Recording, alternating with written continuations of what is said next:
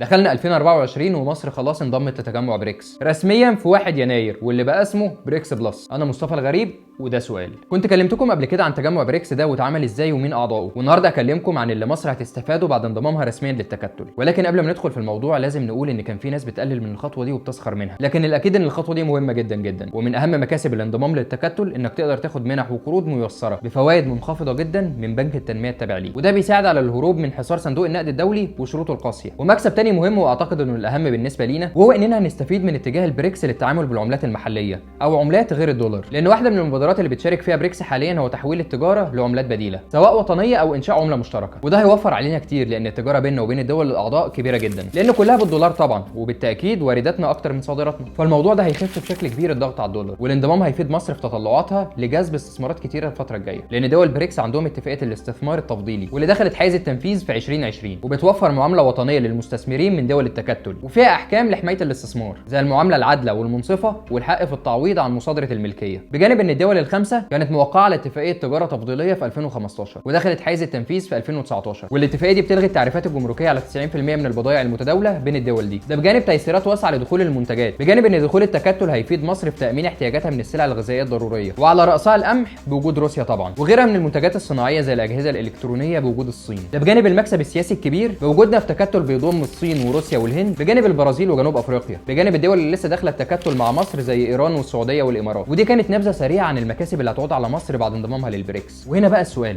هل لسه حد شايف ان الخطوه دي ملهاش لازمه ومش هتفرق معانا؟ اكتبوا لي في التعليقات انتوا شايفين الموضوع ازاي. سلام.